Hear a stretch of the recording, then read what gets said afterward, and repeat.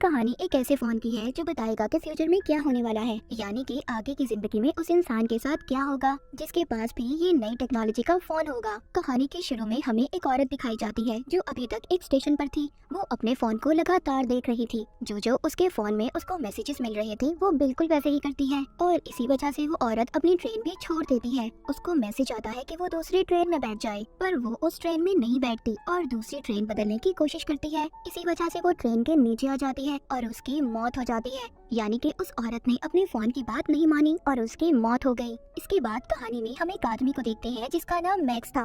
वो IT engineer भी था और अभी एक कंपनी में सिक्योरिटी सिस्टम को इंस्टॉल कर रहा था। जब वो अपना सारा काम करके वापस अपने होटल जाता है तो उधर काउंटर लेडी उसको एक पार्सल देती है जो उसके नाम पर आया था। पर वो तो जैसे बहुत हैरान था क्योंकि अभी तक ना वो इस जगह पर सही से किसी को जानता था और ना ही उसने ऑर्डर पर कोई चीज मंगवाई थी, क्योंकि वो तो सिर्फ अपने काम के सिलसिले में यहाँ थाईलैंड आया था। लेकिन खैर ये उस पार्सल को अपने कमरे में ले जाता है। जब जाकर उसे खोलता है तो उसमें एक लेटेस्ट टेक्नोलॉजी का मोबाइल फोन था। उस फोन पर जीजीटी की ब्रांडिंग थी, मतलब इस कंपनी ने इस फोन को बनाया था। वो हैरान था कि ऐसी तो कोई कंपनी मार्केट में नहीं है। खैर कुछ टाइम के बाद उसी मोबाइल फोन पर मैसेज आता है कि उसे आज रात और इसी होटल में रुक जाना चाहिए क्योंकि कल इस होटल में लोगों को खास किस्म का डिस्काउंट दिया जाएगा। मैक्स को ये आइडिया बहुत अच्छा लगता है क्योंकि एक दिन और रुककर वो थाईलैंड घूमना चाहता था, इसलिए वो एक और रात के लिए कमरा रहने के लिए ले लेता है और अगले सुबह की फ्लाइट को भी वो कैंसिल कर देता है। जब मैक्स यहाँ पर रुककर घूम रहा था, एंजॉय कर रहा था, तभी वो खबर सुनता है कि जिस प्लेन में वो जाने वाला था वो आज के दिन क्रैश हो चुका था, उसका एक्सीडेंट हो गया था। मैक्स ये खबर सुनकर शुक्र करता है कि वो आज वापस नहीं गया और अपने आप को खुशनसीब भी मानता है। अब दोबारा से उसको फोन पर मैसेज आता है कि अगर तुम अमीर होना चाहते हो तो तुम्हें एक स्टॉक को खरीदना होगा, पर वो इस बात पर ध्यान नहीं देता और उस मैसेज को डिलीट कर देता है। पर जब वो अपने कमरे में था तो वो टीवी पर खबर सुनता है। जिस स्टॉक को खरीदने का मैसेज उसके पास आया था उसकी कीमत बढ़ गई थी। वो अब सोचता है कि पहले इस फोन की वजह से मेरी जान बची और स्टॉक वाली बात भी बिल्कुल सच थी। मैक्स ये सोचने लगा था कि शायद ये फोन हमें हमारे कल के बारे में बताता है कि आगे हम लोगों के साथ क्या होने वाला है या फिर आगे हम क्या कर सकते हैं। तभी इसको दोबारा से मैसेज आता है कि उसे दूसरे शहर चले जाना चाहिए। मैक्स भी फोन पर यकीन करने लगा था और दूसरे शहर चला जाता है। वहाँ पर पहुंचकर एयरपोर्ट के बाहर उसको एक टैक्सी ड्राइवर मिलता है जो उसको कम पैसों में उसके होटल ले जाने के लिए तैयार था। वो टैक्सी ड्राइवर जब मैक्स को ले जा रहा था तभी उसकी नजर फोन पर पड़ती है। उसे देखकर काफी हैरान होता है। कहता है तुम्हारे फोन की टेक्नोलॉजी कितनी नई है, मैंने तो ऐसा फोन देखा ही नहीं और ना ही कभी ऐसे फोन के बारे में सुना है। वो टैक्सी ड्राइवर मैक्स को अपना कार्ड देता है और बताता है कि वो एक टेली कम्युनिस्ट है जो टेक्नोलॉजी की नई नई चीजें बनाता है। ऐसे ही बातें करते हुए मैक्स अपने होटल पहुंच गया था जहां पर फोन ने इसे आने के लिए कहा था। वहां पर पहुंचते ही उसे दोबारा से मैसेज आता है कि कसिनो में जाकर उसे खेलना चाहिए। मैक्स भी ऐसा ही करता है। मैक्स को कसिनो के खेल का ज्यादा नहीं पता था, इसलिए वो उस मशीन तक जाता है जिसके बारे में इसे फोन पर मैसेज आया था, पर वहाँ पर पहले ही एक आदमी बैठा खेल रहा था। तभी मैक्स को दोबारा मैसेज आता है कि इस मशीन पर जैकपॉट लगने वाला है। वो अब उस आदमी को उस मशीन पर से हटाने के लिए ढेर सारे पैसे देता है जिससे कि वो इस मशीन से हट जाए और ऐसा ही होता है। तभी मैक्स पहले ही कोशिश में बहुत सारे पैसे जीत जाता है। वहीं पर कसिनो की टीम भी उसे कैमरास में देख रही थी। सब हैरान थे कि इस आदमी को कैसे पता चला कि इस मशीन पर जैकपॉट लगने वाला है, क्योंकि उसने उस मशीन से हटाने के लिए पहले आदमी को पैसे भी दिए थे। मैक्स जीते हुए पैसों से और ज्यादा कार्ड्स खरीद लेता है और दोबारा से खेलता है। इस बार भी वो जीत गया था। अब तो वहाँ की सिक्योरिटी टीम को मैक्स पर पूरा शक था क्योंकि बार बार वो अपने फोन को देख कर खेल रहा था। जब वो कसिनो से जाता है तो वहाँ के सिक्योरिटी गार्ड उसे कहते हैं अगर तुम दोबारा खेलने आओगे तो अपने साथ फोन नहीं लाओगे। उन्हें शक था कि कहीं न कहीं इसके फोन में कुछ है, इसीलिए मैक्स अब उसी टैक्सी ड्राइवर को फोन करता है जो इसको एयरपोर्ट के बाहर मिला था। वो उसको कहता है क्या तुम एक ऐसी डिवाइस मेरे लिए बना सकते हो कि मुझे फोन को देखना ना पड़े और सीधा मैसेज मेरे कान में सुनाई दे। वो टैक्सी ड्राइवर थोड़ा टाइम मांगता है और कहता है हाँ मैं कोशिश कर सकता हूँ। होटल में जाते हुए मैक्स एक कपल को देखता है जो आपस में लड़ रहे थे। वो उनमें से आदमी को मना करता है तो बदले में वो उसे एक मुक्का मारता है जिससे मैक्स भी होश हो गया था। यहाँ पर पता चलता है कि ये कपल दरअसल कसिनो की खुफिया एजेंट थे और पता करने आए थे कि मैक्स इतने पैसे अपने फोन से कैसे कमा रहा है। वो उसके फोन का सारा डाटा हैक कर लेते हैं। जब मैक्स को होश आता है तो वो लड़की मैक्स का शुक्रिया करती है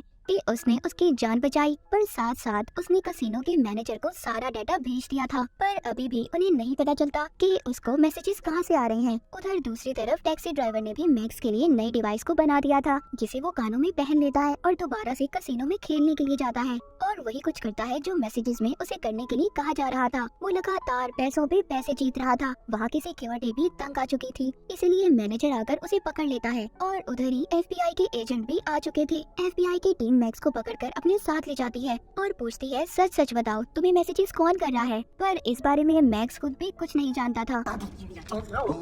FBI ऑफिसर कसिनो के मैनेजर से मिलता है और उसे बताता है कि ये केस हमारे पास नया नहीं है, इससे पहले भी बहुत से ऐसे केस आ चुके हैं। बहुत से लोगों को ऐसे फोन मिले जिसमें उन्हें पैसे कमाने के तरीके बताए गए, पर जब भी हमने उन लोगों को पकड़कर पूछा कि तुम्हारे पास फोन कहां से आए, और तभी कुछ वक्त के बाद उन लोगों की मौत हो गई। और हर बार की तरह हम इस बारे में कुछ भी नहीं जान पाते। अब ऑफिसर मैक्स के पास जाता है और उसे कहता है, देख तुम्हें हमारा साथ देना होगा और पता करना होगा कि फोन कहां से आया है। ऑफिसर यहाँ पर अपने बॉस को भी फोन पर बताता है कि अभी तक उन्हें कुछ भी नहीं पता चल सका फोन कहां से आया, पर हाँ मैक्स भी अब हमारी मदद करने के लिए तैयार है। वो मैक्स को दोबारा से कसिनो में भेजते हैं और कहते हैं कि इस मोबाइल के डाटा को हैक करने के लिए हमें कम से कम 3 मैसेजेस की जरूरत है। तभी दोबारा से मैक्स को मैसेजेस आना शुरू हो जाते हैं। इस बार भी वो उन्हीं मैसेजेस के कहने पर खेलना शुरू करता है, पर वो हार गया था।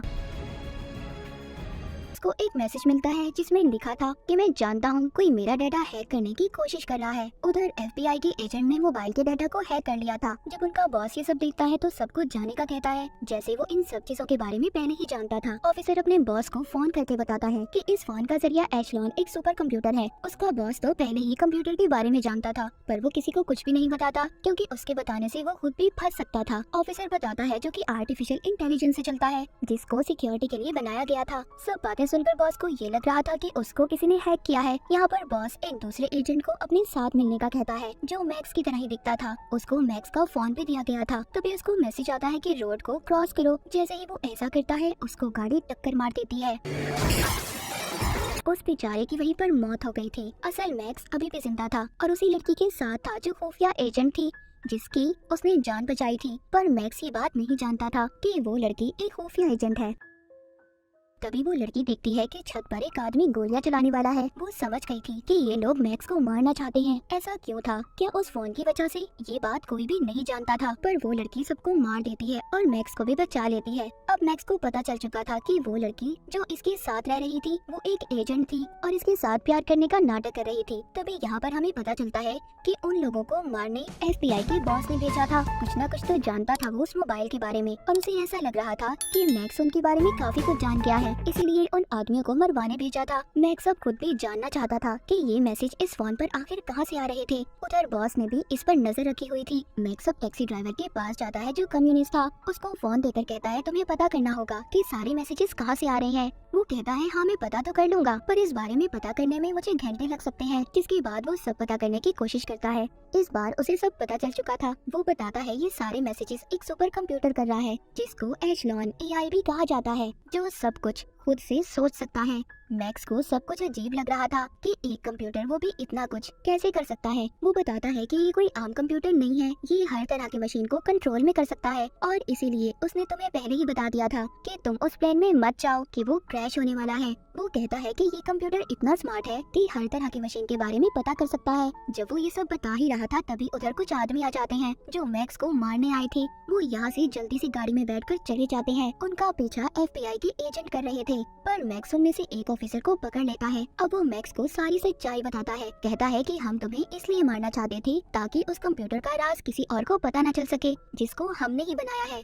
पर अब वो खुद से काम कर रहा है जो खतरा बन सकता है, इसीलिए हम तुम्हें मारना चाहते थे ताकि इस बारे में तुम किसी को कुछ ना बताओ। तभी मैक्स को मैसेज आता है। उसको उसी जगह पर जाने का कहा गया था जहाँ पर मैक्स ने सबसे पहले सिक्योरिटी सिस्टम को इंस्टॉल किया था। वहाँ पर भी वो कंप्यूटर मैक्स को कैमरे की मदद से देख रहा था और उसको यहाँ पर मैसेज आता है कि यहाँ पर जितने भी कंप्यूटर है सबको एशलॉन सुपर कंप्यूटर से कनेक्ट कर दो, जोड़ दो, जिससे वो कंप्यूटर अपडेट हो जाएगा।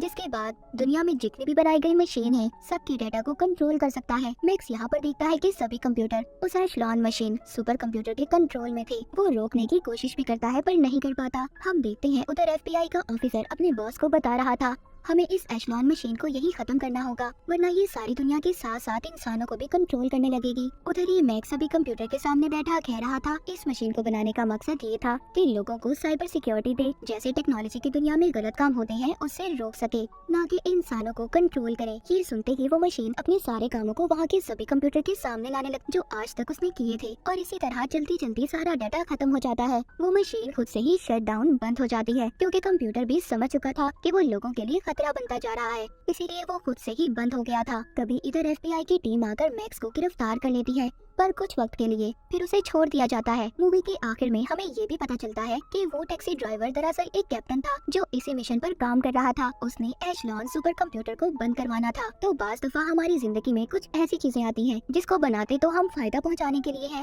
पर वो हमारे लिए नुकसानदेह साबित होती है। तो हमें हर चीज का उतना ही इस्तेमाल करना चाहिए जितनी उसकी जरूरत हो। जरूरत से ज्यादा चीजों को इस्तेमाल करना हमारे लिए खतरा हो सकता है, जैसे कि मोबाइल फोन या फिर कोई भी नई टेक्नोलॉजी की चीज। और इसी मैसेज के साथ ये मूवी यहीं पर खत्म हो जाती है।